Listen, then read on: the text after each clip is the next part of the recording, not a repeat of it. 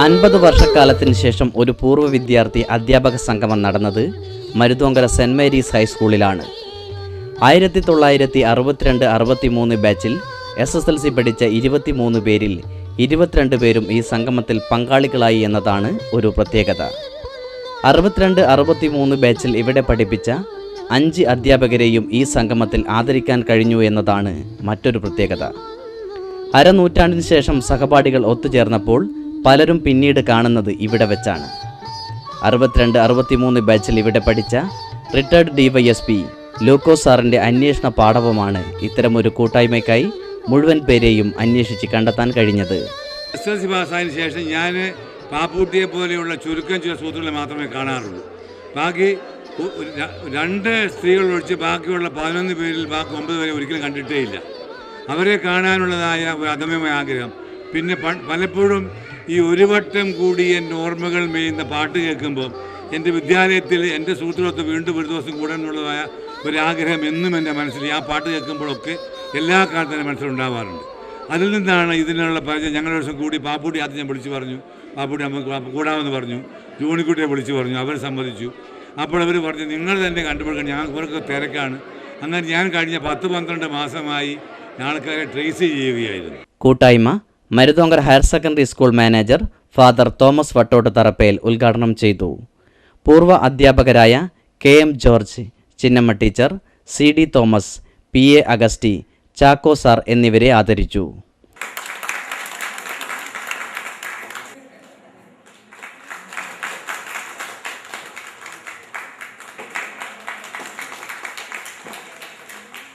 ഈ 50 വർഷങ്ങൾക്ക് മുൻപ് ആ ക്ലാസ്സിൽ ഉണ്ടായിരുന്ന 23 പേരും ജീവിച്ചിരിക്കുക, അവരെ പഠിപ്പിച്ചിരുന്ന അധ്യാപകരും ജീവിച്ചിരിക്കുക. ഇന്ന് അവർ വീണ്ടും 1 നൂറ്റാണ്ടിന് ശേഷം ഇവിടെ വരിക. ഇതൊക്കെ വളരെ വളരെ അപൂർവമായി. സ്കൂൾ കാലഘട്ടം ഏറെ ആസ്വാദ്യകരമായിരുന്നു എന്ന് പ്രൊഫസർ പാപ്പുട്ടി പറഞ്ഞു. ഞാൻ ഇവിടെ പഠിക്കുന്ന കാലത്ത് ഒരു തനി കുഗ്രാമമാണ്. തൊട്ടിൽപ്പാലത്ത് 1-2 കടകൾ. ഞങ്ങളാണെങ്കിൽ ഒരുപാട് ദൂരം സഞ്ചരിച്ചിട്ടാണ് സ്കൂളിൽ വരിക. ഒരു പറ്റ ഒന്ന് ചേർന്നാണ് വരിക. അപ്പം യഥാർത്ഥത്തിൽ ഇത്രയും ആസ്വാദ്യകരമായൊരു കാലം എൻ്റെ ജീവിതത്തിൽ പിന്നെ ഒരിക്കലും ഉണ്ടായിട്ടില്ല. അന്നത്തെ ആ കൂട്ടുകാരെയും അന്ന് ഞങ്ങളെ പഠിപ്പിച്ച അധ്യാപകരെയും ഒക്കെ ഒന്ന് കാണുക എന്നുള്ളൊരു മോഹം വളരെ കാലമായിട്ട് മനസ്സിലുള്ളതാണ്. കാരണം അത്രയേറെ ആത്മാർത്ഥമായിട്ട് അന്നത്തെ അധ്യാപകർ പഠിപ്പിച്ചിരുന്നു. ഇപ്പം വളരെ വലിയൊരു സൗഹൃദം നിലനിന്ന് കൂട്ടുകാർ ഇവരെയൊക്കെ വീണ്ടും ഒന്ന് കാണണമെന്നുള്ള ആഗ്രഹം ഒരുപാട് കാലമായിട്ട് മനസ്സിലുണ്ട്. ലൂക്കോസുമായിട്ട് ഒരു ദിവസം നടന്ന യാദൃച്ഛികമായ ഒരു സംഭാഷണത്തിലാണ് നമുക്കൊന്ന് കൂടണം എന്ന തീരുമാനമുണ്ടായത്. പക്ഷെ അന്നും ഇത്രയേറെ പ്രതീക്ഷയില്ല, ഇത്രയും പേരെ ഒന്നിച്ച് കിട്ടുമെന്നോ കണ്ടുപിടിക്കാൻ കഴിയുമെന്നുള്ള പ്രതീക്ഷയൊന്നുമില്ല. പക്ഷേ ലൂക്കോസിൻ്റെ ഒക്കെ ഒരു വലിയ ശ്രമത്തിൻ്റെ ഫലമായിട്ട് എല്ലാവരെയും കണ്ടെത്താനും ഒന്നിച്ചു കൂടാനും കഴിഞ്ഞു. അത് വളരെ സന്തോഷകരമായ ഒരു അനുഭവമാണ്. അന്നത്തെ കാലഘട്ടത്തിലെ കുസൃതികൾ ജയ്പൂരിൽ നിന്നും എത്തിയ സിസ്റ്റർ ലൗല ഓർത്തെടുത്തു. വളരെ സന്തോഷത്തോടെ ഞങ്ങൾ ജീവിച്ചു.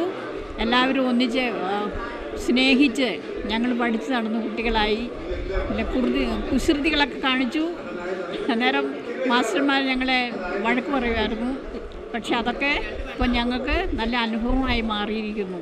50 വർഷക്കാലത്തിന് ശേഷവും കവിതയിൽ ഗോപാലകൃഷ്ണൻ തന്നെയാണ് മുന്നിൽ.